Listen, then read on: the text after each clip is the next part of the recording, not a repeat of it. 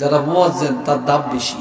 কিয়ামতের ময়দানে মুয়াজ্জিনের গলা সবাই উপরে থাকবে, কারণ মুয়াজ্জিন সিনেমার জন্য ডাকে না, ডাকাতির জন্য ডাকে না, জিনার জন্য ডাকে না, চুরির জন্য ডাকে না। মুয়াজ্জিন প্রতিদিন আল্লাহর দিকে ডাকে, নামাজের জন্য ডাকে, এক আল্লাহর ঘোষণাটা দিয়ে দেয়, কন্যা একটু মারহাবা। এই মুয়াজ্জিনের কত ঠেলা, কত দমক শুনুন লাগে, যেটাতেই যে ধমক একটা দেয়। বেতন তো নাই, মুয়াজ্জিনের বেতন বাংলাদেশে যেই অবস্থা, এরে বন্ধ লজ্জা লাগে। 2000, 2500, 3000, সর্বোচ্চ 5000। শহরে বন্দর একটু বেশি থাকতে পারে। এরপরও তো দেখেন মুয়াজ্জিন ভালো খায়, মুয়াজ্জিনের জামাটার দাম কত। তারপরে মুয়াজ্জিন এরপরে দেখেন সুদ খায় না, এরপরে দেখেন কিস্তি নেই, কিস্তি নেই। অনকার মাইয়া লাগে কিস্তি আর কিস্তি, কিস্তি আর কিস্তি। কি কথা ঠিক কিনা? গ্রামীণ ব্যাংকগুলি, আশা ব্যাংকগুলি, তারপরে ওই যে সুদ দেয় যে সমস্ত ব্যাংক, এগুলার কামটা কি? আগে তো সুদ খাইতো, এখন লাইসেন্স দিয়ে সুদ খাওয়ায়, লাইসেন্স দিয়ে খাওয়ায়। কি ভাই কথা ঠিক না? লাইসেন্স দিয়ে খাওয়াইতেছে। আসেন, এরপরে আল্লাহ বলছেন, সবাই আমার দিকে চাচ্ছেন তো না? কষ্ট হয় আপনাদের বলেন? হ্যাঁ, কষ্ট হইলে আমি সংক্ষেপ করব, লম্বা করতাম না। হ্যাঁ, ওয়াসিরাজাম মুনীরা, আমি আল্লাহ আপনাকে পাঠালাম জ্বলন্ত নূরের বাতি হিসাবে। আওয়াজ দিয়া বলেন না সুবহানাল্লাহ। এই যে বাতি, এটা কি জ্বলন্ত না নিবন্ধ? আরো জোরে কর। জ্বলন্ত। সুই টিপ দিলে নিভে যাবে, নিবন্ধ। নিবানো যাবে, আবার জ্বালানো যাবে। সূর্য একবার অস্ত যায়, আবার উদয় হয়, ঠিক নেই? উদয় হলে জ্বলন্ত, অস্ত গেলে নিবন্ধ, ঠিক নেই? চন্দ্র একবার বড় হয়, আবার ছোট হয়, তাই না? তারকা দিনে দেখা যায় না, রাত্রে দেখা যায়। বাতি জ্বালাইলে জ্বলে, নিভে গেছে। কথা ঠিক না? নিভে গেছে। ফু দিলে নিভে যায়, থাপ্পড় দিলে নিভে যায়। কিন্তু আমার আল্লাহ বলেন, আপনি বলেন সিরাজাম মুনীরা, এটা সূর্যের মতো উদয় অস্ত নাই, চন্দ্রের মতো বড় হওয়া ছোট হওয়া নাই, তারকার মতো না, চেরাগের মতো না, লাইটের মতো না, বিদ্যুতের মতো না। সুই টিপ দিয়া পারবে না, ফু দিয়া পারবে না, তাপড় দিয়া পারবে না, ব্যঙ্গ করে পারবে না, ষড়যন্ত্র করে পারবে না, স্লোগান দিয়া পারবে না, মিছিল করে পারবে না, অবাধ্যগিরি করে পারবে না। কেননা এই বাতি কেউ জ্বালায় না। আমি আল্লাহ আমার কুদরতের হাতে আপনার বাতিটা জ্বালাইয়া দিলাম। আপনি হায়াতুন নবী রওজা পাকে চলে গেলেও এই বাতি নিবানের ক্ষমতা কারো নাই। এটা এমন বাতি কিয়ামত পর্যন্ত একইভাবে জ্বলবে।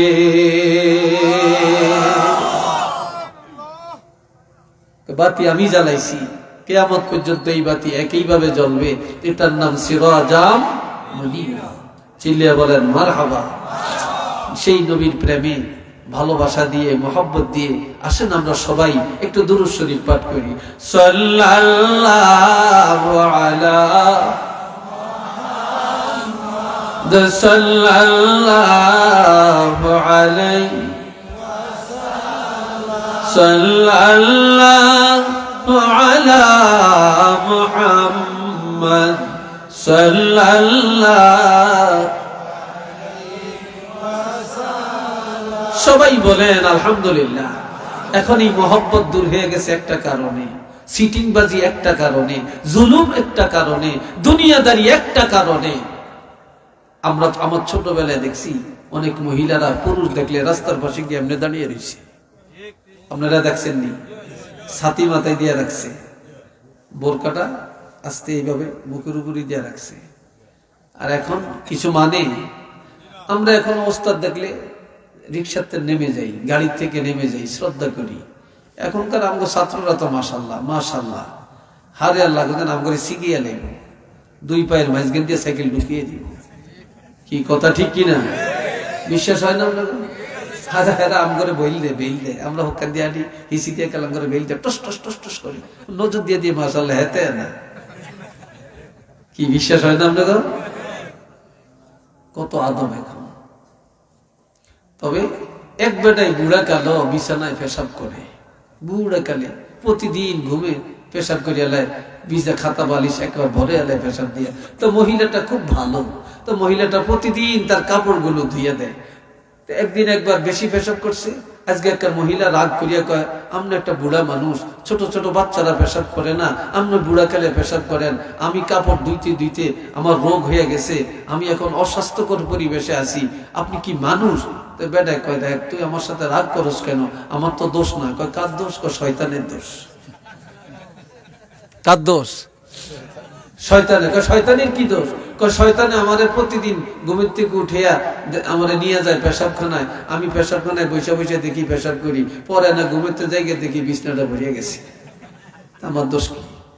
তো বেটি কয়, শয়তান আপনারে পেশাব করাইতে পারে আর আমার 12টা বাজাইতে পারে, আমার দিয়ে কাপড় ধোয়াইতে পারে, তা আমরা যে অভাব যায় না, বাড়ি করতাম পারি না, ঘর করতাম পারি না, পোলা ফাইলে বিদেশ পাঠাইতে পারি না, শয়তানরে বলতে পারেন না এক বস্তা টাকা দিত? বাড়ি তো আজকে বলবো। তো শয়তান কয়, আগে টাকা দেয়। এতদিন কইলি না, আজকে কসকা? আমার বিবি বলছে আজকে টাকা না দিলে আপোষ নেই। তো অনেক ঘুমের মধ্যে স্বপ্নের মধ্যে লয়ে গেছে টাকার গোডাউন, যা দেখে বিরাট টাকার এক গোডাউন, সেখানে বড় বড় টাকার ঘাইট আছে। কয় কোনটা লবি? তো যেটা বড়, কয় দেখ এটাই দে।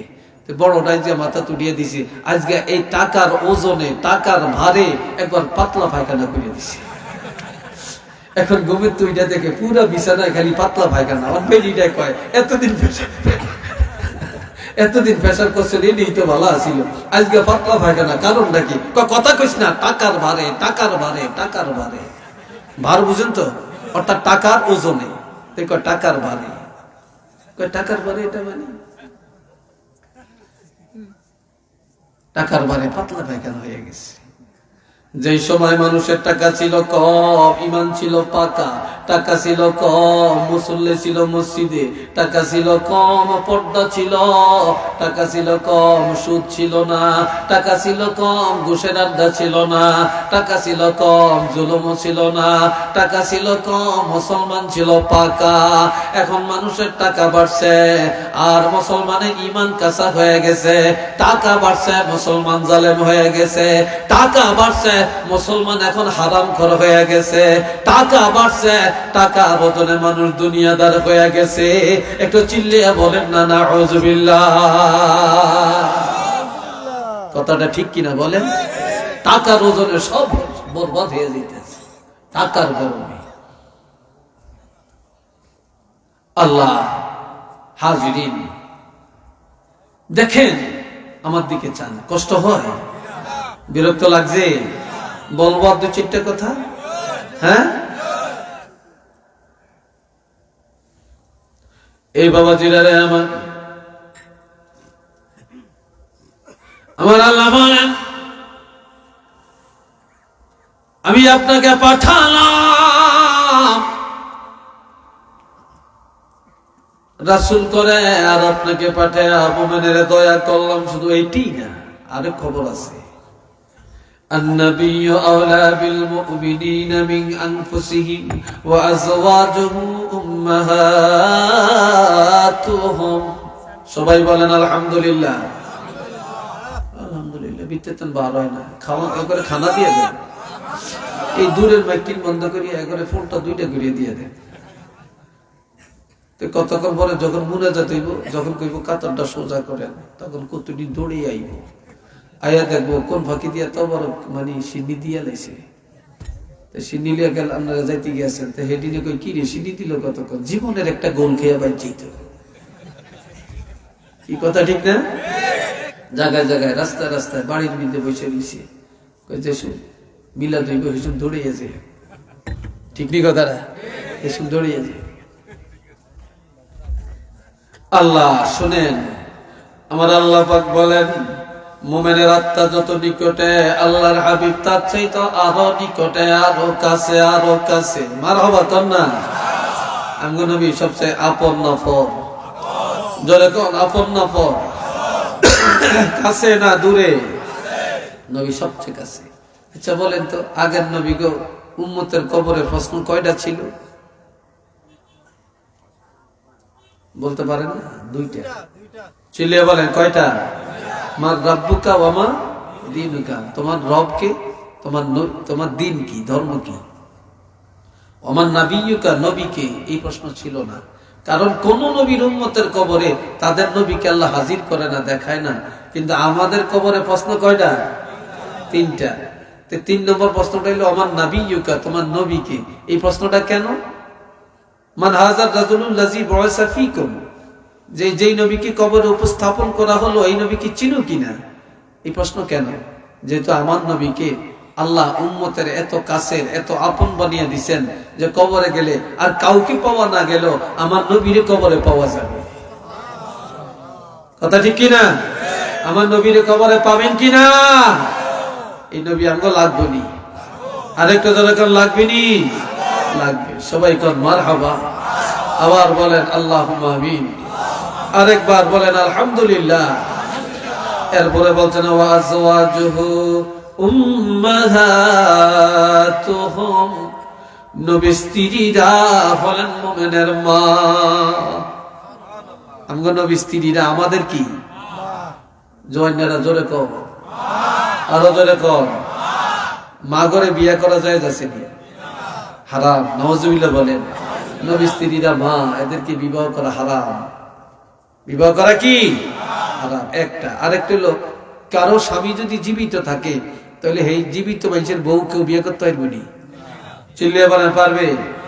তাহলে আমার নবী জীবিত, আমার নবী জিন্দা নবী, হায়াতুন নবী। এই জন্য জিন্দা নবী স্ত্রী করে আর কেউ বিবাহ করতে পারবে না, এটা হারাম। কথা বুঝছেন? এটা হারাম। এখন স্ত্রীরা যদি মা হয় তো স্বামী কি হবে? জোরে বলেন। আমগো বাপ কয়জন? 7 জন। জোরে বলেন আমাদের বাপ কয়জন? আদম নবী আদি পিতা, ইব্রাহিম নবী ধর্মের পিতা, যেই বাবা জন্ম দিছে জন্মদাতা পিতা, আর আমার নবী হলেন রুহানি পিতা। সুবহানাল্লাহ কন্যা। আমরা নবীর রুহানি উম্মত এবং রুহানি সন্তান।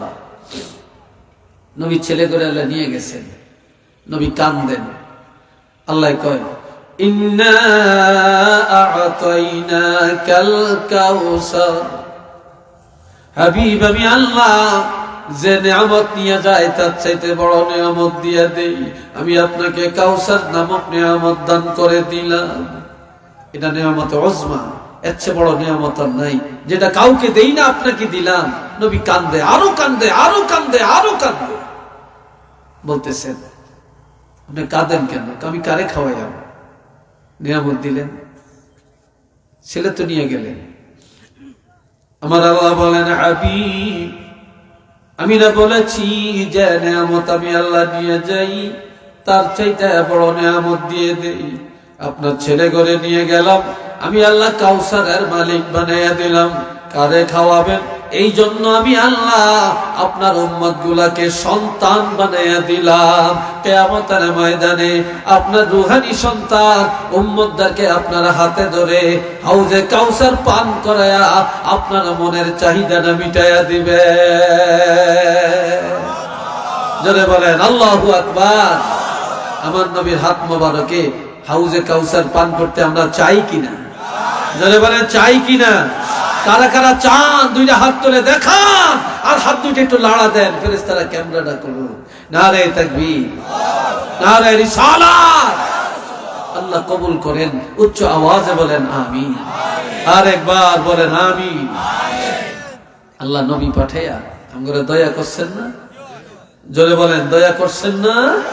আল্লাহ দয়া করছেন। সবাই বলেন আলহামদুলিল্লাহ। আল্লাহ আরো দয়া করছেন। নবী বলছেন قال رسول الله صلى الله عليه وسلم أنا سيد ولد آدم يوم القيامة وأنا أول من ينشق عنه القبر وأنا أول شافع وأنا أول مشفع وفي رواية للترمذي للبخاري اشفع تشفع أو كما قال النبي صلى الله عليه وسلم উচ্চ আওয়াজে সবাই বলেন একবার আলহামদুলিল্লাহ।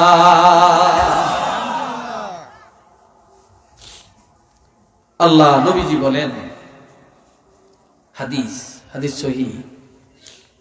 ওইটা কি যাই গিয়া নাকি? না হিসাব করতে যায়? হ্যাঁ, আচ্ছা লড়িয়েন না, আরেক দিকে চাইয়েন না, চাইয়েন না। আমার প্রাণের নবী বলেন, কিয়ামতের ময়দানে আদম সন্তানের মধ্য হতে আমার হাতে নেতৃত্ব থাকবে, আর কোন নবীর হাতে নয়। আমাকে নেতৃত্ব দেওয়া হবে। সুবহানাল্লাহ বলতেন না? আরো জোরে বলতেন না? নেতৃত্ব কাকে দিবে? নবীকে। আমার নবীজি বলেন, সেদিন আমি হব, সেদিন আমার রওজা মুবারকের মাটি দুই দিকে চলে যাবে। সর্বপ্রথম আমার দ্বারা ময়দানে হাসর উদ্বোধন করা হবে, সকলের আগে আগে আমাকে উঠানো হবে। আমার আগে আর কাউকে উঠানো হবে না। নবীজি আরো বলেন, ওয়া আনা আউয়ালু শাফিঈন, সেদিন আমি হব প্রথম সুপারিশকারী। ওয়া আনা আউয়ালু মুশাফফাঈন, আমার সুপারিশ সর্বপ্রথম গ্রহণ করা হবে। নবীজি আরো বলেন, কিয়ামতের ময়দানে আল্লাহ পাকের রহমতের কোলে আমি রাসূলুল্লাহকে উঠাইয়া দিবে। আল্লাহ আমারে কোলে লইব, কোলে কোলে, কোল বুঝেন তো? বাচ্চারা কানলে কোলে নেয় না, বুকে জড়ায় না। বাচ্চা কানলে চোখের পানি মুছে দেয়, বিস্কিট দেয়, চকলেট দেয়, ঠিক নেই? কিয়ামতের ময়দানে আমার নবী যখন দৌড়াদৌড়ি করবে, কান্নাকাটি করবে, উম্মতের জন্য পেরেশান হয়ে যাবে, তখন আমার আল্লাহর কোলের মধ্যে নবীকে উঠাইয়া বলবে, হাবিব ইশফা তুশাফা, আমি আপনার কোলে উঠালাম, আপনি সুপারিশ করেন, কার জন্য করবেন? আপনার সুপারিশ আমি আল্লাহর দরবারে গ্রহণ করা হবে। আওয়াজ দিয়ে বলেন মারহাবা। নবীর সুপারিশ আমরা চাই কিনা? আমগো নবীর সুপারিশ ছাড়া কেউ নাজাত পাবে?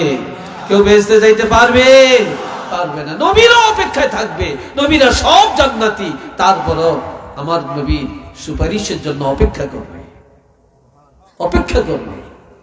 দুনিয়া সব চিনি, সব বুঝি, সব জানি, নবীকে জানতে চাই না, বুঝতে চাই না, বুঝতে চাই না। মসজিদে নামাজ পড়তে যাই, শুক্রবারে যাই, টুপিটা মাথাত নাই। আমার নবীর টুপিটা কি অপরাধ করছে আপনার কাছে বলেন? আপনি কত দামি জামা গায়ে দিলেন, দামি প্যান্ট কিনলেন, পায়জামা কিনলেন, কোট গায়ে দিলেন, জুতা পরলেন, আর 20 টাকা, 40 টাকা, 100 টাকা দামের একটা টুপি মাথায় দিয়া শুক্রবারে মসজিদে যাইতে পারলেন না, 5 ওয়াক্ত নামাজ পড়তে পারলেন না। আপনার মাথার চুলগুলির দিকে তাকাইলে বোঝা যায় আপনি ইহুদি নাসারার 1 নম্বর হোল্ডার, আপনি ইহুদি নাসারার দালাল। আপনি মুসলমান ফলো করেন না, আপনি আমার নবীর সুন্নাত ফলো করেন না, আপনি ইহুদি নাসারার জিন্দেগি, তাদের চুল, তাদের মাথা, তাদের পোশাককে অনুসরণ করছেন। কি কথা ঠিক না? আমরা কিসের ইমানদার, কিসের মুসলমান, কিসের নবী প্রেমিক? আচ্ছা আরেকটু বলি, এটার নাম কি? আরে উত্তর দিবেন একটু জোরে। টুপি। এটা কবরে যাইবনি। এটার নাম কি? রুমাল। এটা কবরে যাবে। এটার নাম কি? এটা কবরে যাবে। এত মৃত্যুর পরে খুললে না, খুলতে পারতো না, তখন কাটিয়া খুলবো, ঠিক কিনা? খুলবে। পায়জামাটা, মৌজা, জুতা যাবে, গেঞ্জি যাবে, কোট কিছুই তো যাবে না, তার জাম্পার, মাফলার কিছুই যাবে না। আচ্ছা বলেন এটা যাবেনি? এটা জোরে বলেন ভাই, এটা যাবে? এটার নাম কি? জোরে বলেন। যাদের নাই লজ্জার কিছু না। বলবেন যে হুজুর মনে লজ্জা দিল না।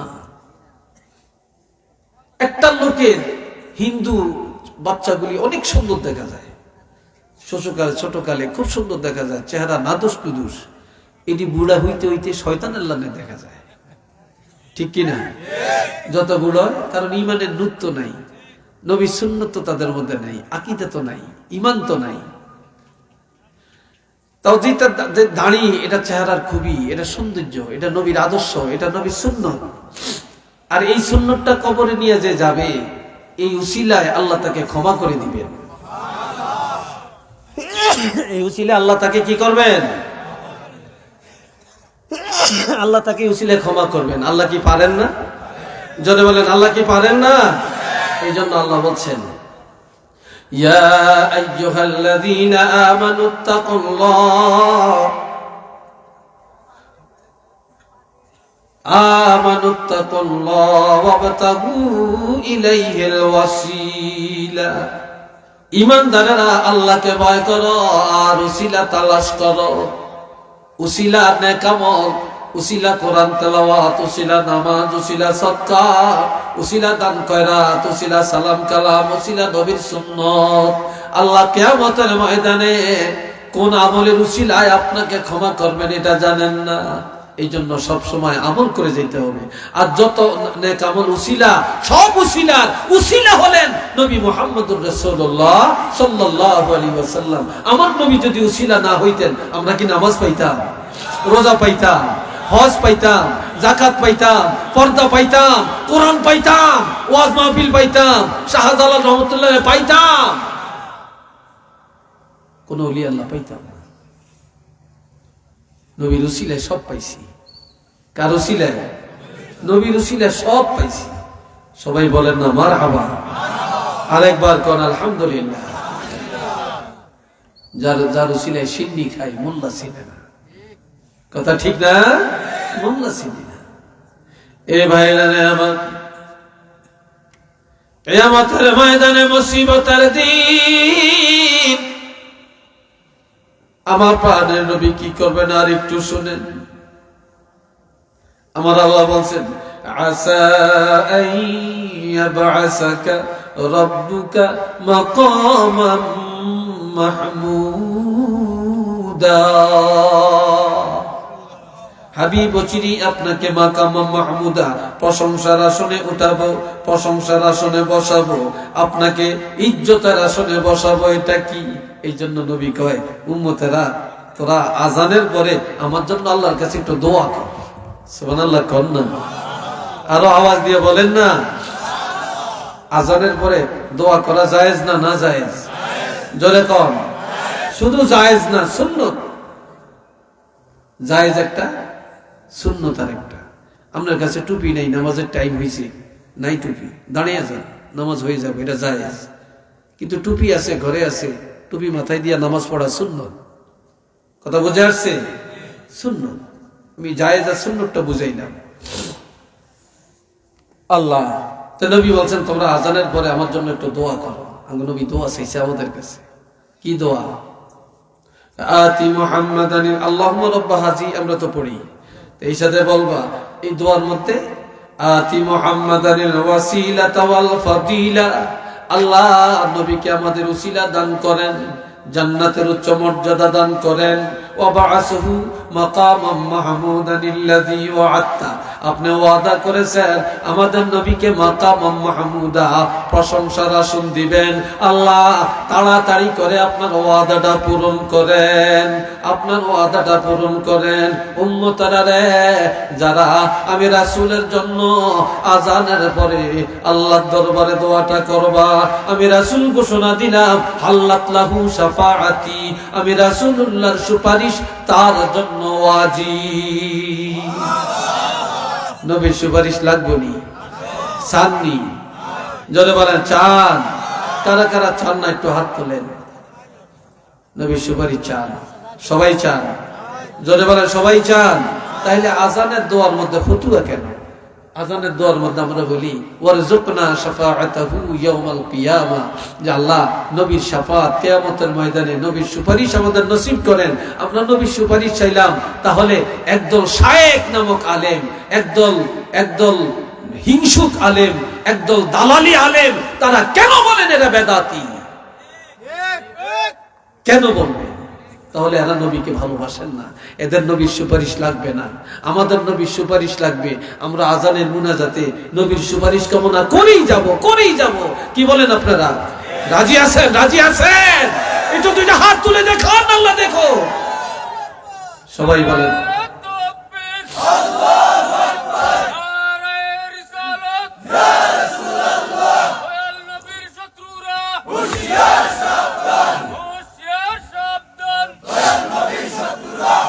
আল্লাহ কবুল করেন। সবাই কোন আমিন। আরেকবার বলেন আমিন।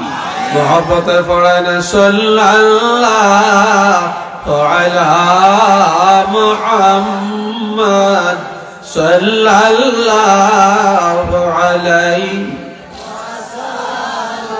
সাল্লাল্লাহু আলা মুহাম্মদ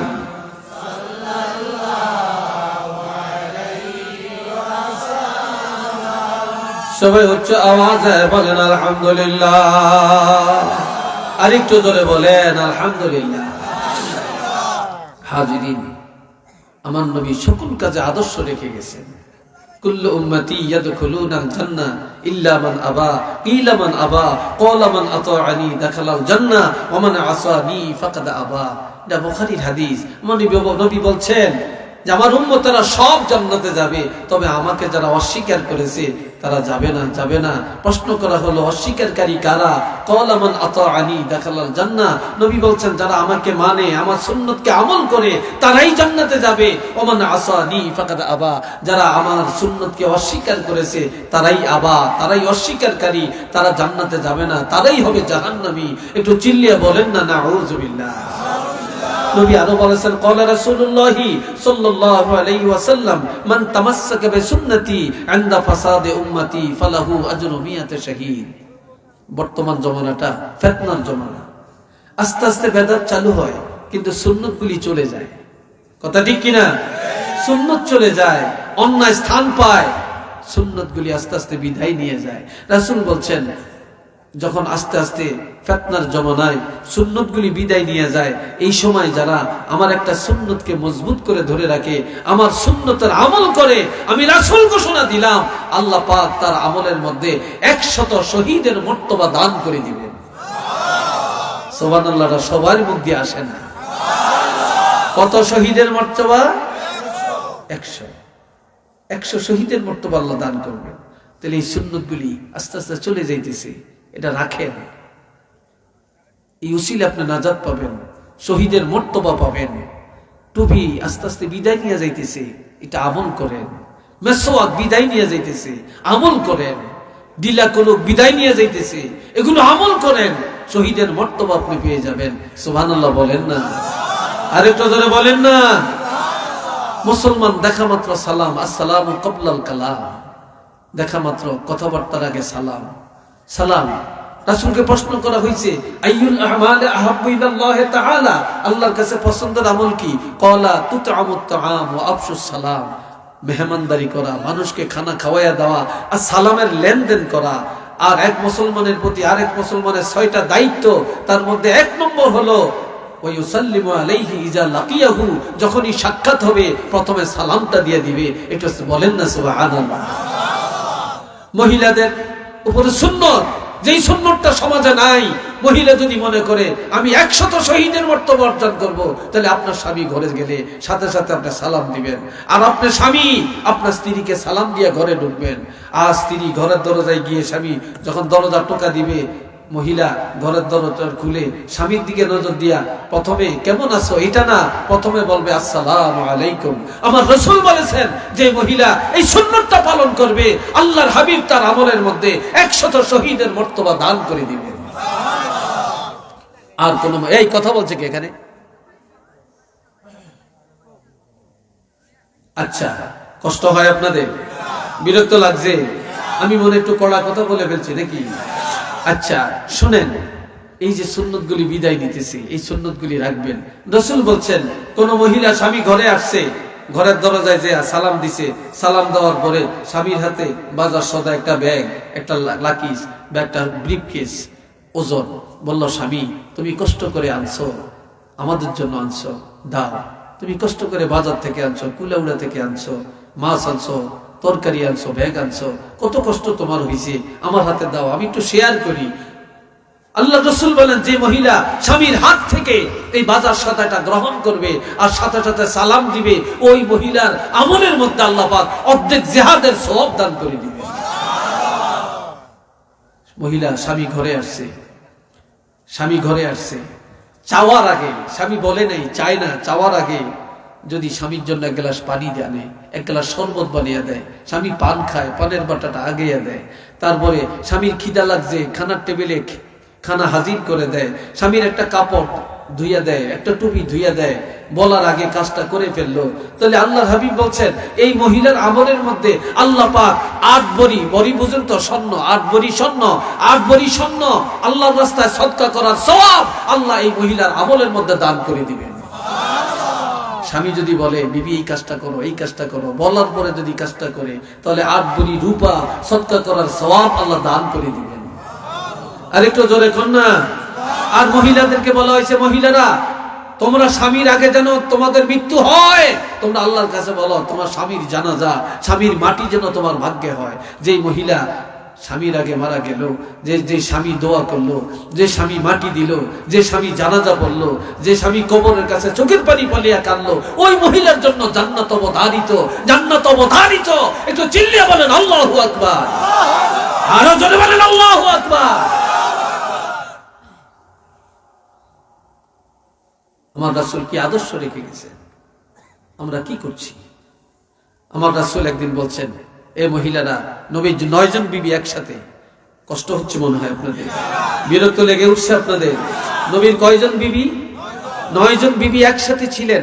আর এই 9 জন নবী বললেন তোমরা একটা ফিলারার সাথে হেলান দাও, আজকে একটা কিচ্ছা শোনাবো। ফিলারা কোথায়? ফিলারা তো নাই। হযরত আয়েশা খুব বুদ্ধিমতী, তিনি বললেন ফিলারা চিনো না? নবী তো আমাদের ফিলারা, রাসূল তো আমাদের ফিলারা। এই কথা বলার পরে কেউ আইসা ডাইন পাশে, কেউ আইসা বাম পাশে, কেউ সামনে, কেউ পিছনে, যে যেখানে জায়গা পাচ্ছে সেখানে হেলান দিয়ে বসছে। কিন্তু আয়েশা বসে না, কে কোন জায়গা দখল করে দেখছেন। সবাই বলে আফা আপনি বসেন না কেন? হযরত আয়েশা দেখতেছেন সব জায়গা দখল করছে, নবীকে হেলান দিয়ে বসে গেছে, কিন্তু নবীর কোলের মধ্যে কেউ বসে না। হযরত আয়েশা দৌড়াইয়া যায় আমার নবীর কোলের মধ্যে বসে নবীর দাড়ি মোবারক নিয়ে খেলা করতে শুরু করে দিচ্ছে। দাড়ি মোবারক নিয়ে এইভাবে খেলা করে আর কই ইয়া রাসূলুল্লাহ, ইয়া হাবিবাল্লাহ, আপনি কি কিচ্ছা শোনাবেন একটু বলেন। তখন নবী বলতেছেন আল্লাহ পাক একজন বিশ্ব নবী, শ্রেষ্ঠ নবী, মহানবী পাঠাইছেন।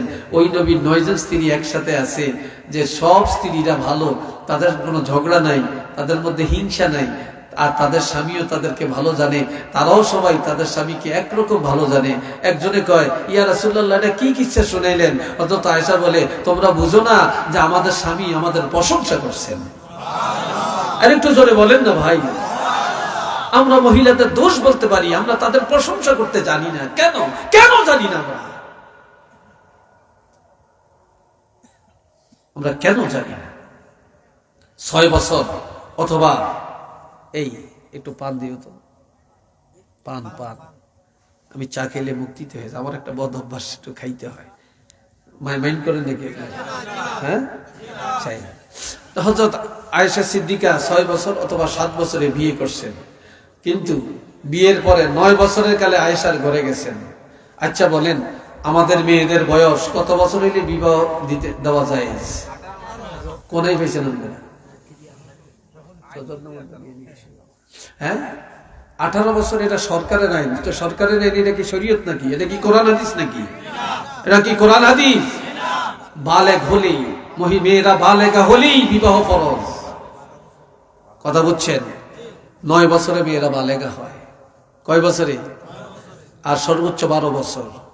12 বছর হলেই মেয়েরা বালেগা হয়ে যায়, বালেগা হয়ে যায়। আজকাল 18 বছরের অপেক্ষা করতে করতে কত মাইয়ারা ফলেয়া যায়, কত মাইয়ারা অকারেজ ঘটায়। আর মোবাইল তো একটা আছে বক্তা বাড়িটা ফাটার মতো, মাশাআল্লাহ, হেরা হেরা দিয়া যে কত রকম টার্গেট লাগিয়ে রাখে জানেন কি? নাউজুবিল্লাহ বলতেন না? নাউজুবিল্লাহ বলতেন না? আল্লাহর আইনের মধ্যে শান্তি আর বন্দার আইনের মধ্যে অশান্তি। কি কথা ঠিক কিনা বলেন? আল্লাহর আইনে কি শান্তি, আর মানুষের আইনের মধ্যে অশান্তি। আজকাল এত সিজার কেন? এটা বিজ্ঞান খুলে দেখেন, বিজ্ঞানের সাথে সম্পর্ক করেন। যে সমস্ত মেয়েরা বালেগ হওয়ার পরে বাচ্চা নেয়, কনসিভ হয়, স্বামীর ঘরে যায়, তখন তাদের বাচ্চাদানিটা, তাদের রেহেমটা খোলা থাকে, তখন সিজারের ঝুঁকি কম থাকে। এটা হলো শরীয়ত। এই জন্য দেখেন আমার মা বলেন, আপনার মা বলেন, খালা বলেন, চাচি বলেন, জেঠি বলেন, দাদি বলেন, নানি বলেন, আপনি 1000-এর মধ্যে একজনও পাইতেন না সিজার। কথা ঠিক কিনা? হাজারে একজনও পাইতেন না সিজার হয়েছে, অথচ একজনের 7টা 8টা 10টা সন্তান। কি ভাই কথা ঠিক কিনা? আর এদের বিয়ে হয়েছে বালেকা হওয়ার পর, ক্লাস 5-এ থাকতে বিয়ে হয়ে গেছে, ক্লাস 6-এর সময় বিয়ে হয়ে গেছে, ঠিক কিনা? আর এখন এসএসসি পাস করে, ইন্টার পাস করে, ডিগ্রি পাস করে, অনার্স পাস করে, মাস্টার্স ডিগ্রি লাভ করে ডাক্তার হয়, ইঞ্জিনিয়ার হয়, কিন্তু বিয়ে হয় না। আর এই পরিণত বয়সে তাদের বিয়ে হইলে তত সংকোচন হয়ে যায়, তাদের জরায়ু এবং তাদের রেহেম বাচ্চাদানিটা এটা সংকোচন হয়ে যায়, যার জন্য সিজার করতে বাধ্য। তখন বাচ্চা কনসিভ হলেও এই বাচ্চা এসব প্রসবের সময় তার জরায়ুর মুখ খুলে না, এটা চিপানো থাকে, এই জন্য সিজার করতে হয়। এখন শরীয়ত বলে একটা, আমরা বলি আরেকটা।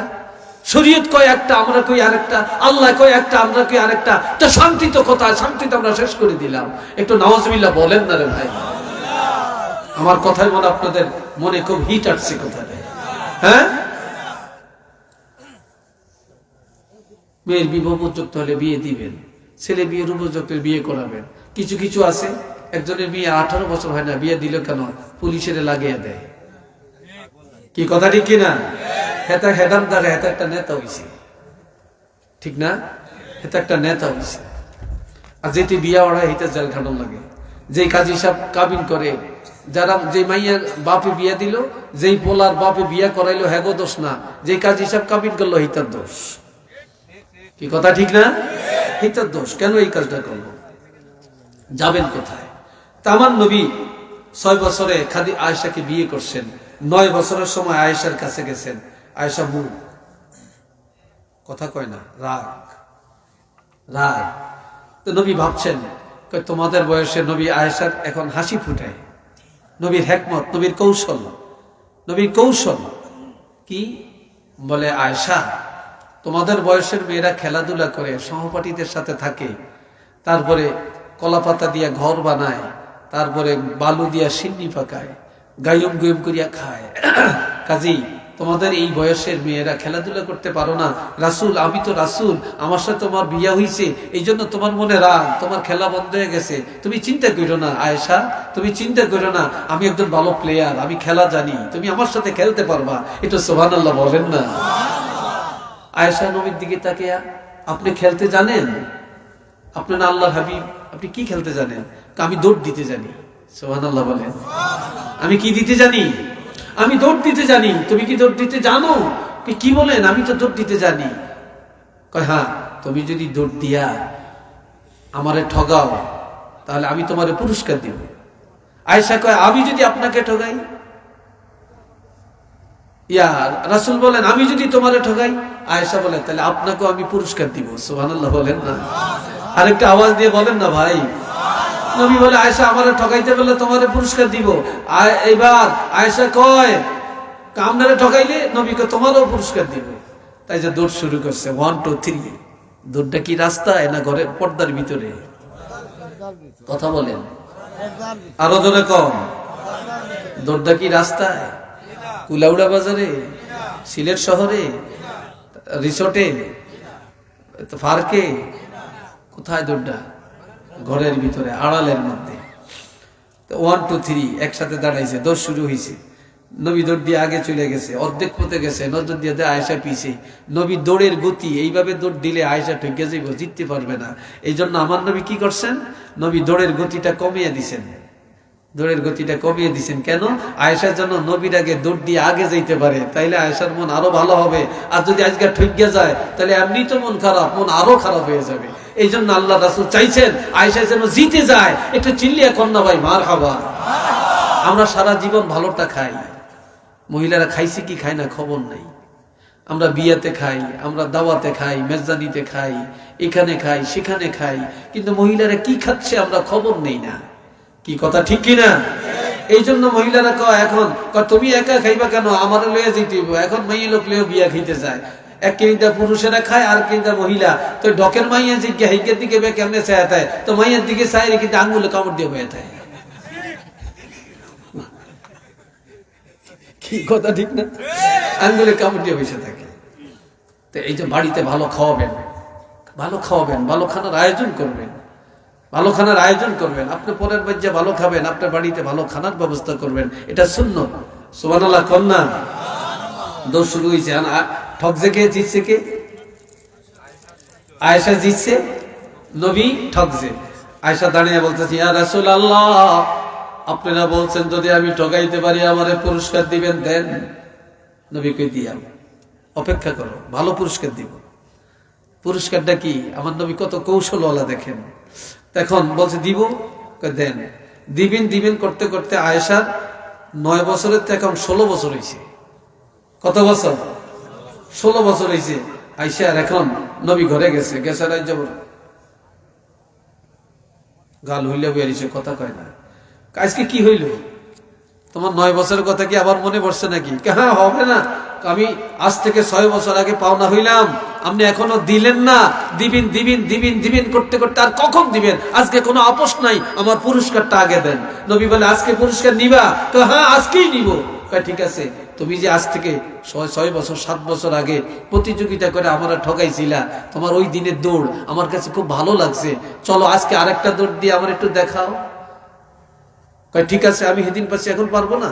আজকে আবার দৌড় দিতে গেছে, এখন 16 বছরের সময় আজকে আয়েশা ঠকে গেছে, নবী জিততে গেছে। সুবহানাল্লাহ।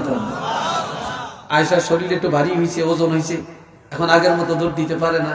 এই জন্য নবী আজকে জিতছে, আয়েশা ঠকছে। এখন নবী হাত তুলে বলে, আয়েশা 9 বছরের সময় তুমি জিতছো, আমি পুরস্কার দেনা ছিলাম, কিন্তু আজকে তো আমি পুরস্কার পানা হয়েছি, এখন তুমি দাও তোমারটা। আমার 6 বছর 7 বছর আগে হইল, এখনো পাই না, আর আপনি মাত্র পানা হয়েছেন, এখনো খুঁজতেছেন আমার কাছে।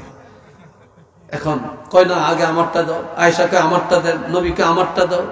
হযরত আয়েশা কি বললেন? ইয়া রাসূলুল্লাহ, আমি আপনাকে পুরস্কার আপনার থেকে পাও না, তবে আজকে আবার দেনা হয়ে গেলাম, তবে আপনি তো আমাকে উত্তম পুরস্কার দিতে পারবেন। আমি আপনার ইজ্জত মতো পুরস্কার কোথায় পাব? তবে আমি একটা পুরস্কার ঘোষণা দেই, আপনি যদি মানিয়ে নেন। নবী বলে, কি পুরস্কার? ইয়া রাসূলুল্লাহ, আপনি রাসূল হয়ে যান আমার পুরস্কার, আর আমি হয়ে যাই আপনার পুরস্কার। একটু মারহাবা জোরে কর। স্বামী পুরস্কার বিবি, বিবির প্রেজেন্টেশন স্বামী। কে গ্রহণ করে নেয়? কারা মানে? কে মানে?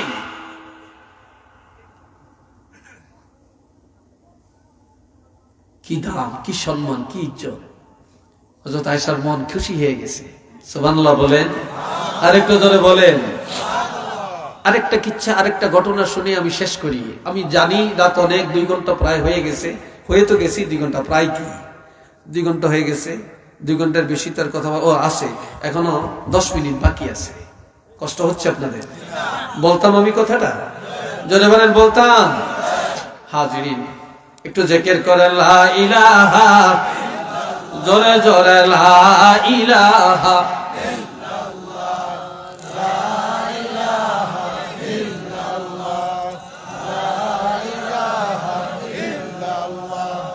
লা ইলাহা ইল্লাল্লাহ,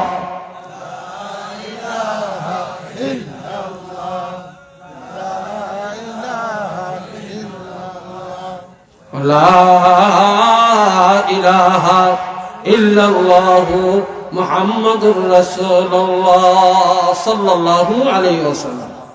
নবী আয়েশার ঘরে। কার ঘরে? তাই এটা কথা কষ্ট হয়। 3 জন একসাথে পারবেন কিনতে? কি অন্যায় করছি আমি? কোনো ভুল করে ফেললাম।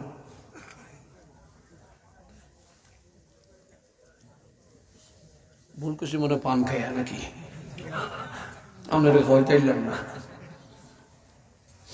আল্লাহ যাইয়েন, আমরা দাওয়াত দিলাম, শানপুর যাইয়েন, যা খাইতেন মনে সে খাবাইয়া। অনেকে হুজুরটাকে লইতে হারে, দিতে হারে না, খাইতে হারে, খাওয়াইতে হারে না। এই আসল হুজুরকে বিরুদ্ধে কই না, কথা ঠিক না? তো আমরা করে কইলাম বিনা দাওয়াতে যাইয়েন, আমরা হারি না না হারি দিকেছে। বিনা দাওয়াতে সাত কাবলার বাড়ি যাইয়েন, খাওয়াইতে পারে না আমার দিকেছে। আর যদি না দেন এটির ব্যাখ্যা না দেন, এটি ভালো আর খারাপ কি? আর কথা ঠিক কিনা? ভালো আর খারাপ কি? এখন আয়েশা কয়, আজকে তোমার নবী আমার ঘরে তো নবী গেছে সফরে, আজ আজ বিকালে আসবে কি আসবে না এটা কইয়া যায় না। আয়সা ভাবছে নবী তো আমার ঘরে আসবে, নবীলে খানা পাকাই, হালুয়া পাকাইছে। কি পাকাইছে? জলে কন্যা কি পাকাইছেন? হালুয়া পাকাইছে। আজকে নবী গেছে হযরত হাফসার ঘরে। হাফসা হলেন ওমরের কন্যা। এখন আয়েশা কই কি রে, তালাশ করতেছে নবী কই, আমি কারে খাওয়াইয়াম। যায় দেখে নবী হাফসার হুজরার মধ্যে। কই ইয়া রাসূলুল্লাহ, আপনি আমার ঘরে যাবেন মনে করে আমি হালুয়া বানাইলাম, খানা তৈরি করলাম, আপনি যান না, আমি কারে খাওয়াইয়াম? নবী কই তুমি হালুয়া আমার জন্য পাকাইলে, আজকে তোমার ঘরে যাব না, আজকে হাফসার ঘরে থাকবো, খাওয়াইতে হলে এখানে নিয়ে আসো, এখানে খাওয়াও। হালুয়ার পাত্রটা নিয়ে গেছেন, নিয়ে কে হুজুর আনছি খান। নবী এমনি, তুমি পাকাইছো? কাহা, খুব সুগ্রাণ, তুমি তো ভালো পাক জানো। এটা মারহাবা কন্যা, তুমি কি জানো? ভালো পাক জানো।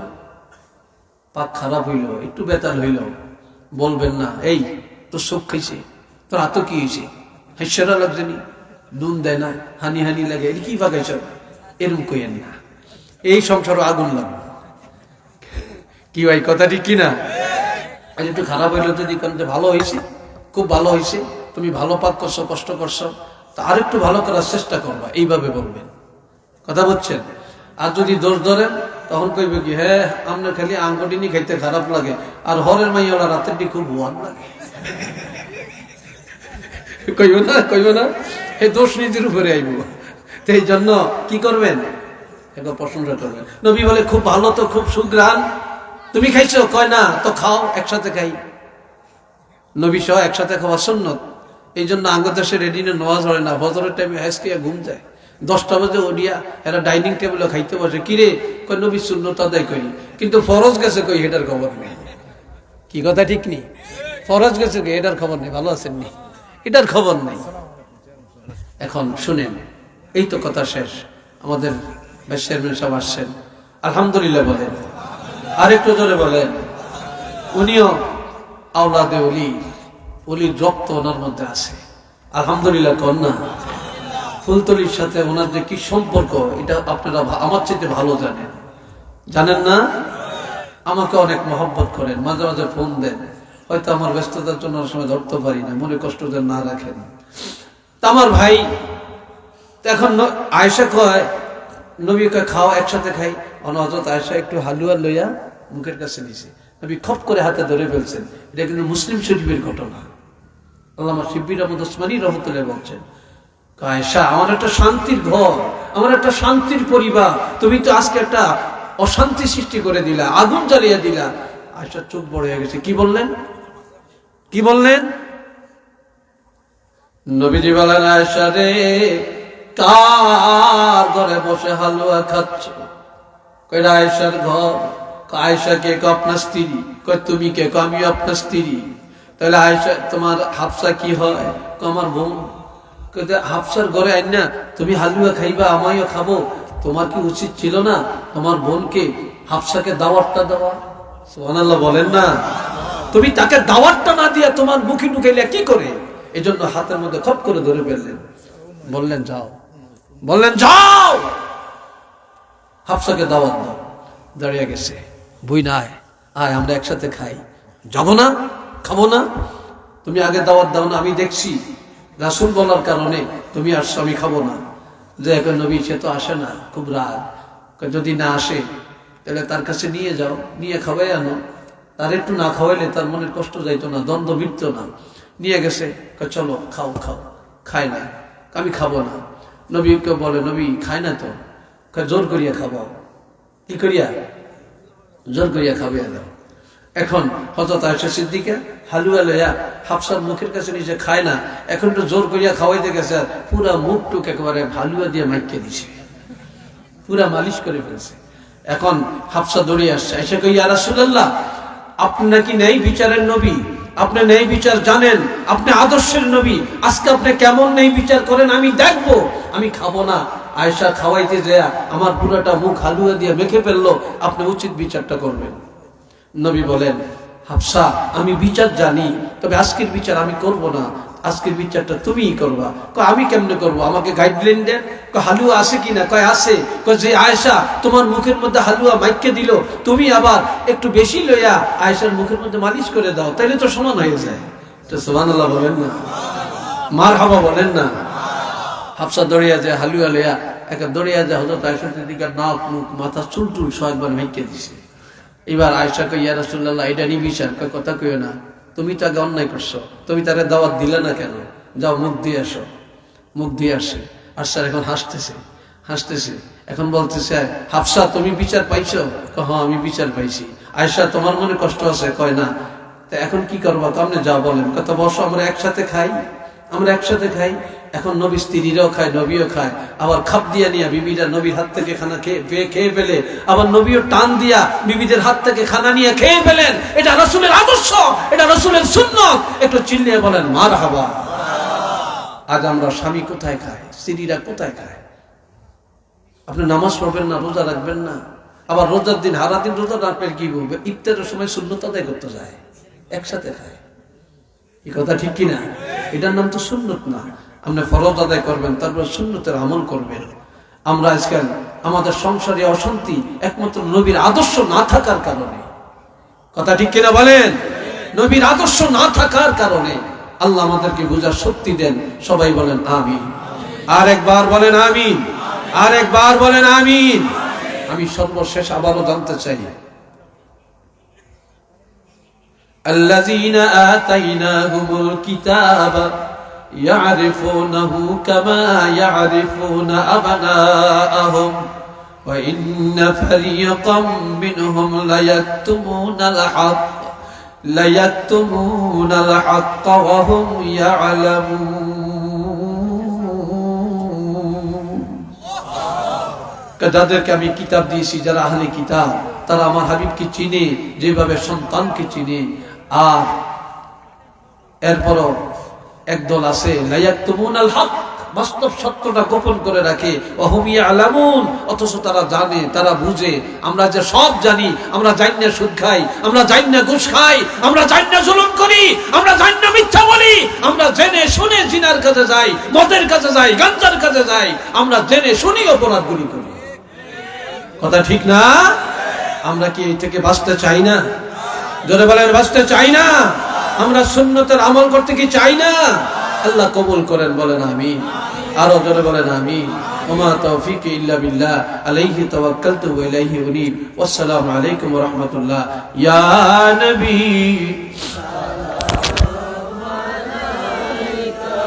ইয়া রাসূল সালামু আলাইকা ইয়া হাবিব وعليك صلوات طلع البدر علينا من ثنية الوداع وجب الشكر علينا ما دعا لله داعي يا نبي سلام عليك يا رسول سلام عليك يا حبيب سلام عليك صلوات الله سيدي يا رسول الله وسلم عليك يا حبيب الله أسلا أفناك ديا قادلا أهدى محاوى مولري হইল দয়া কবল করিলেন দোয়া ইয়া নবী সালাম আলাইকা ইয়া রাসূল سلام عليك يا حبيب سلام عليك سلام بلغ العلا بكماله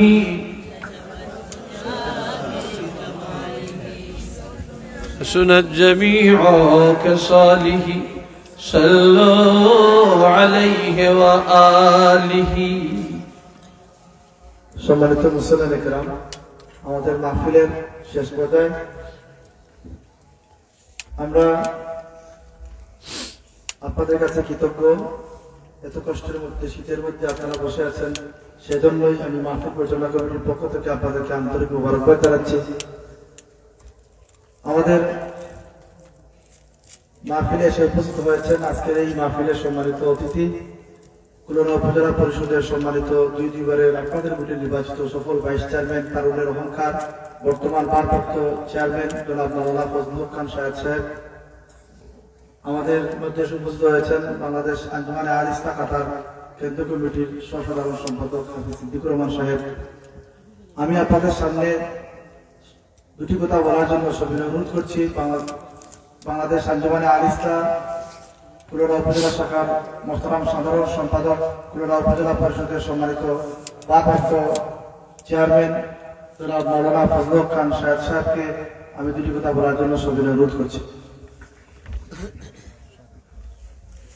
السلام عليكم ورحمة الله نحمده ونصلي على رسوله الكريم أما بعد أعوذ بالله من الشيطان الرجيم بسم الله الرحمن الرحيم ألا إن أولياء الله لا خوف عليهم ولا هم يحزنون صدق الله العظيم আজকের এই মাহফিলের সম্মানিত সভাপতি, উপস্থিত আজকের এই মাহফিলের সম্মানিত মেহমান, যার কণ্ঠে এবং আমার চমৎকার বয়ান শুনলাম বিশিষ্ট আলেমে দ্বীন, যিনি বিভিন্ন প্রান্ত থেকে প্রান্ত পর্যন্ত গিয়ে এক প্রান্ত থেকে আরেক প্রান্ত গিয়ে দিনের দাওয়াত দিচ্ছে মানুষদেরকে, আমাদেরকে ওয়াজ করে শোনাচ্ছেন। সম্মানিত অতিথি জনাব নেসার আহমদ চাঁদপুরি মহোদয়, উপস্থিত কাতার আল ইসলাহ দায়িত্বশীল সিদ্দিকুর রহমান, সবাইকে জানাচ্ছি আন্তরিক মোবারকবাদ। সম্মানিত উপস্থিত, আমি কথা বলার পরে শেষ পর্যায়ে দোয়া হবে, আমাদের অতিথি দোয়া করবেন। আমরা সকলে দোয়া চাই আমরা যেন এই সকল মাহফিলে শরীর থাকতে পারি। ইসালে সব মাহফিল হচ্ছে সব পৌঁছানো। আজকে এখানে মাহফিল হলো, এলাকার মধ্যেখানদের দৃশ্যে মধ্যেখানদের কবরের সব যাবে। এই যে কাজ হলো, এটা ভালো না খারাপ কাজ হলো? অবশ্যই ভালো কাজ। এখানে কোরআন তেলাওয়াত হয়েছে, এখানে খতম হয়েছে, দুরূদ হয়েছে, ইস্তেগফার পাঠ হয়েছে, উলামায়ে কেরামরা বয়ান পেশ করে দিয়ে আলোচনা পেশ করে, সমস্ত কাজ সওয়াবের কাজ, ভালো কাজ, নেক কাজ। যারা আজকে আমরা আছি, কালকে আমরা থাকবো না কেউ, কিন্তু এই মাহফিল যদি জারি থাকে তাহলে এই মাহফিলের সবটা আমার কবরে যাবে। আলহামদুলিল্লাহ, আল্লাহ যেন এই মাহফিলকে জারি রাখেন। আমরা কেউ থাকবো না, সবাই চলে যেতে হবে, কিন্তু এই মাহফিলের শরীর থেকে ক্লিপ থাকে আমরা যাই, বা আমাদের পরবর্তী জেনারেশন যদি আমরা শিক্ষা দিই না এই মাহফিলে তোমার শরীর থাকো, তাহলে এই সকল কাজের সব আমাদের কবরে যাবে। আল্লাহ আমাদের তৌফিক দান করেন। এবং আপনারা যারা এখানে উপস্থিত হয়েছেন সকলের কাছে আমি দোয়া চাই। আমি দীর্ঘ 10 বছর থেকে দায়িত্ব পালন করছি। আপনারা অবশ্যই আপনারা এই এলাকার এবং কাছাকাছি শহর এলাকার নিশ্চয়ই আমার সম্পর্কে জানেন এবং আপনারা আমাকে দেখছেন। এই 10 বছর আমি কি কাজ করেছি আর কি কাজ করিনি। হয়তো বরাদ্দর দিক দিয়ে আমি দিতে পারি না, কারণ বাইশের মধ্যে বরাদ্দ খুব অল্প, সব জায়গায় দেয়, কিন্তু আমি আমার দায়িত্ব পালনের কোনো গাফিলতি করিনি বা কোনো অন্যায় অত্যাচার বা দুর্নীতি ঘুষ নির্যাতন আমি সম্পৃক্ত থাকিনি। আমি চেষ্টা করি সততার সহিত আল্লাহর বই আল্লাহকে কাজ করার, আল্লাহর জন্য কাজ করার, সেই হিসেবে কাজ করেছি। আমি দোয়া চাই। আপনারা জানেন যে আমার আব্বা গত 15 জানুয়ারি ইন্তেকাল করেছেন। সাহেবুল্লাহ হুদ্দুরের থেকে সম্পর্ক ওনার ছিল, এটা আসলে ইন্তেকালের প্রমাণ হয়েছে। 15 জানুয়ারি যেখানে আমাদের প্রিয় মুর্শিদ জানাজা হয়েছিল, সেই ঠিক জায়গায় একই জায়গায় এবং লক্ষাধিক মানুষের সেই জায়গায় লক্ষাধিক মানুষের উপস্থিতিতে এবং আমাদের বর্ষাকুলের ইমামতি সেই যেখানে জানাজা হয়েছিল। পরবর্তীতে বাড়ির সামনে সেখানে বিশাল জানাজা হয়েছিল। এটা সাহেবের সম্পর্ক এবং দীর্ঘ জীবন। আমার আব্বা কোরআনের খাদেম ছিলেন, 40 বছর শিক্ষকতা করেছেন, কোনো বিনিময় ছাড়া, কোনো পরিশ্রম ছাড়া, কোনো বিনিময় ছাড়া, একমাত্র আল্লাহর জন্য কোরআন শিক্ষা দিয়েছেন। তিনি হাবিব সাহেব ছিলেন, হাবিব সাহেব বানিয়েছেন, লক্ষ লক্ষ ছাত্রকে তিনি হাবিব সাহেব বানিয়েছেন। এই যে খেদমত করে গেছেন, আমি তার উত্তরসূরি হিসাবে এমন কোনো কাজ করবো না দেখা যায় আমার বাবাকে মানুষ গালিয়ে দেয়, এমন কোনো কাজ ইনশাল্লাহ আমি করবো না। এমন কোনো কাজ যে কাজ করলে ফুলতলি সাহেবকে মানুষ গালি দিবে যে ফুলতলি সাহেবের দলে একজন চেয়ারম্যান ঘুষ পেয়েছে, এই কাজ আমি করবো না, ইনশাল্লাহ আমার জন্য দোয়া করবো, যাতে আমি আমার পরিবার ঐতিহ্য এবং আমাদের ছাত্রদের সম্মান রক্ষা করে চলতে পারি, সেই দোয়া আপনাদের চাই। সামনের নির্বাচনে হয়তো সংগঠনের পক্ষ থেকে আমাকে চেয়ারম্যান পদে প্রার্থী দেওয়া হতে পারে, খুব সম্ভব সিদ্ধান্ত হয়েছে। আমি দোয়া চাই আপনাদের কাছে আগামীতে ইনশাল্লাহ আরো বেশি করে কাজ করার সুযোগ আমাকে দিবেন, সেই কামনা রেখে সকলকে ধন্যবাদ জানিয়ে আমার কথা একান্ত করছি। সবাইকে ধন্যবাদ এবং যারা এই মাহফিলকে সহযোগিতা করেছেন দেশ এবং প্রবাস থেকে সকলের প্রতি কৃতজ্ঞতা প্রকাশ করে আমার কথা একান্ত করছি। আসসালামু আলাইকুম রহমতুল্লাহ।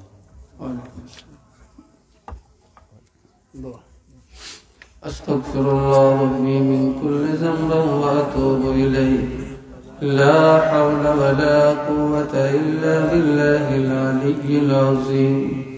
أستغفر الله إن الله غفور رحيم. أستغفر الله إن الله غفور رحيم. الحمد لله رب العالمين والعاقبة للمتقين والصلاة والسلام على أشرف الأنبياء والمرسلين وعلى آله وأصحابه وذرياته وأهل بيته أجمعين. ربنا ظلمنا أنفسنا وإن لم تغفر لنا وترحمنا لنكونن من الخاسرين. ربنا آتنا في الدنيا حسنة وفي الآخرة حسنة وقنا عذاب النار.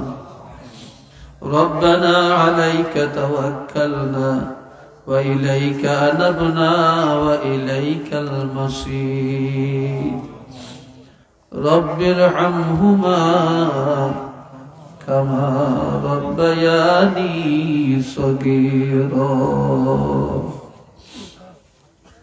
رب العالمين اے اللہ আমি বড় গুনাহগার, আজকের এই নুরানি মাহফিলে আল্লাহ অসংখ্য উলামায়ে কেরাম, اے اللہ আইমে মাসাজিদ গুণেরে নিয়া হুফাজ কেরাম হুজ্জাজ কেরাম তোমার জাকিরিন শাকিরিন বান্দাগুলো নিয়ে নবী প্রেমিকদেরকে নিয়ে তোমার রহমতের দরবারে হাত তুলেছি রে আল্লাহ।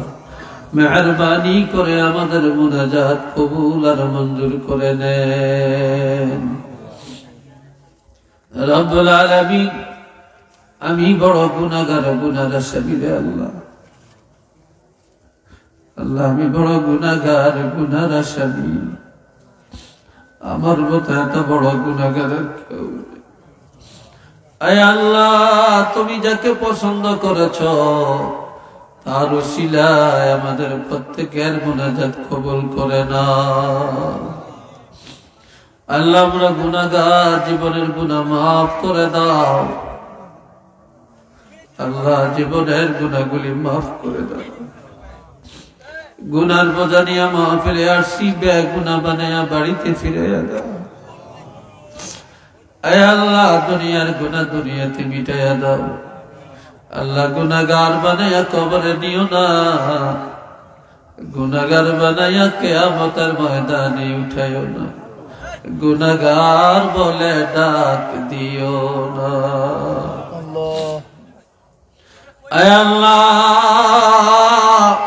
সারা বিশ্বের মুমিন মুসলমানকে ক্ষমা করে দাও। বিশ্বের মুমিন মুসলমান যারা কবরে আল্লাহ সবাইকে ক্ষমা করে দেন। আল্লাহ সওয়াবগুলি কোটি কোটি গুণে বাড়াইয়া তোমার হাবিব আমাদের আকা মাওলা রহমাতুল লিল আলামিন নবীজির কদম মুবারকে পৌঁছায়া দাও। तमाम अंबिया अलैहिमुस सालाम, साहबाए केराम, शुहदाए केराम, औलियाए केराम যারা রওয়াফে পৌঁছে দেন। আল্লাহ হক সিলসিলার আউলিয়ায়ে কেরাম বুজুর্গানে দিন যে যেখানে আছে প্রত্যেকের দরজা বুলন্দ করে দেন। আল্লামা শাহজালাল ইয়ামানি রহমাতুল্লাহি আলাইহি 360 আউলিয়ার দরজা বুলন্দ করে দেন। খাস করে আল্লাহ আল্লামা সাহেব কাবলা ফুলতুলি রহমতুল্লাহ আলাইহি দরজাকে বুলন্দ করে দেন আল্লাহ, রুহানিয়াত আমাদের নসিব করে দেন আল্লাহ। সরসিনাত নেসারউদ্দিন রহমতুল্লাহ আলাইহি, আবু জাফর সালেহ রহমতুল্লাহ আলাইহি দরজা বুলন্দ করে দেন। আল্লামা কারামত আলী জনপুরি রহমতুল্লাহ আলাইহি দরজাকে বুলন্দ করে দেন। আয় আল্লাহ, বিস্কুটি সাহেবের দরজাকে বুলন্দ করে দেন আল্লাহ, বদরপুরি সাহেবের দরজাকে বুলন্দ করে দেন আল্লাহ। এওলি আল্লাহদের রুহানিয়াত আমাদের নসিব করে দেন আল্লাহ। আমরা যারা হাত তুলেছি, আমাদের অনেকের আব্বা নাই, আম্মা নাই, দাদা নাই, দাদি নাই, নানা নাই, নানি নাই, শ্বশুর শাশুড়ি কবর, জানি না কে কিভাবে আছে রে আল্লাহ। তুমি দয়া করে মায়া করে আমাদের আব্বা আম্মা সহ যারা কবরে, তাদের প্রত্যেকের রুহের প্রতি সওয়াব পৌঁছায়া দাও আল্লাহ। তাদের কবরের আযাবগুলি মাফ করে দাও। আয় আল্লাহ, এইমাত্র শুনতে পাইলাম, আয় আল্লাহ, জনাব ভাইস চেয়ারম্যান সাহেবের আব্বা ইন্তেকাল করেছেন আল্লাহ, ওনার রুহের প্রতি সওয়াব পৌঁছায়া দেন, কবরটা জান্নাতের বাগান বানিয়ে দেন। যাদের আব্বা আম্মা বেঁচে আছেন আল্লাহ নেক হায়াত দান করে দেন আল্লাহ, ইমানি হায়াত দান করে দেন। আয় আল্লাহ, যার মনে যত আশা পুরা করে দেন, মুসিবত দূর করে দেন, মুশকিলাত আসান করে দেন, আপদ বিপদ বালা মুসিবত থেকে হেফাজত করেন। যারা অসুস্থ রে আল্লাহ শেফায়ে কামেলা দান করে দেন, শেফায়ে আজলা নসিব করে দেন। আমাদের প্রত্যেকের সন্তানগুলোকে আল্লাহ কবুল করেন, তাদেরকে দিনদার বানিয়ে দেন আল্লাহ। পরীক্ষার্থী সন্তানগুলোকে আল্লাহ ভালো পরীক্ষা দেওয়ার তৌফিক দান করে দেন আল্লাহ। আল্লাহ, মাদ্রাসা শিক্ষা বোর্ডের অধীনে, ইসলামী আরবি বিশ্ববিদ্যালয়ের অধীনে ফাজিল পরীক্ষা চলছে, মাদ্রাসা বোর্ডের অধীনে দাখিল পরীক্ষা চলছে, স্কুল বোর্ডের অধীনে এসএসসি পরীক্ষা চলছে আল্লাহ। সবাইকে ভালো পরীক্ষা দেওয়ার তৌফিক দান করে দেন আল্লাহ, সুশিক্ষিত হওয়ার তৌফিক দান করেন আল্লাহ। আজকের এই জলসাটা নাজাতের জরিয়া বানিয়ে দেন আল্লাহ। ভাইস চেয়ারম্যান সাহেব আল্লাহ, আল্লাহ পদোন্নতির আশা করেছেন আল্লাহ, চেয়ারম্যান পদপ্রার্থী হওয়ার আশা ব্যক্ত করেছেন আল্লাহ। আল্লাহ, আপনি কবুল করেন, আপনি মঞ্জুর করেন আল্লাহ। ভালো মানুষ এই পদে আমরা পাই না রে আল্লাহ, ওনাদের মতো ভালো মানুষকে, নেককার মানুষকে আল্লাহ এই সমস্ত পদে পদস্থ করে হওয়ার তৌফিক দান করে দেন আল্লাহ। আল্লাহ, আল্লামা সাহেব কাবলা হুসামউদ্দিন সাহেব কাবলার সুযোগ্য সন্তান আল্লাহ, ছোট সাহেব কাবলা আল্লাহ এমপি হয়েছে, ধর্ম মন্ত্রণালয়ের স্থায়ী কমিটির সভাপতি নিযুক্ত হয়েছে। যতদিন এই দায়িত্বে থাকবেন আল্লাহ সুস্থভাবে দায়িত্ব পালন করার তৌফিক দেন, ইসলামের খেদমত করার তৌফিক দেন, সুন্নিয়তের খেদমত করার তৌফিক দান করে দেন আল্লাহ। আল্লাহ, কোরআনের বিরোধী, সুন্নতের বিরোধী কোনো আইন যেন আল্লাহ রাষ্ট্রীয়ভাবে পালন না হয় আল্লাহ, বিরোধী কোনো আইন যেন করতে না পারে আল্লাহ, সেই জন্য সার্বিক আন্দোলন করার তৌফিক আল্লাহ ওনাকে দান করে দেন আল্লাহ, মোকাবেলা করার তৌফিক দান করে দেন আল্লাহ। আল্লাহ, মোকাবেলা করার তৌফিক দান করে দেন আল্লাহ। আল্লাহ, আমাদের জান মাল ইমান ইজ্জতকে হেফাজত করেন আল্লাহ। ওয়াসাল্লাল্লাহু তাআলা আলা খায়রি খালকিহি মুহাম্মাদিন ওয়া আলা আলিহি ওয়া আসহাবিহি ওয়া যুররিয়াতিহি ওয়া আহলি বাইতিহি আজমাইন। واجعل آخر كلامنا عند الموت لا إله إلا الله محمد رسول الله آمين. السلام عليكم ورحمة الله.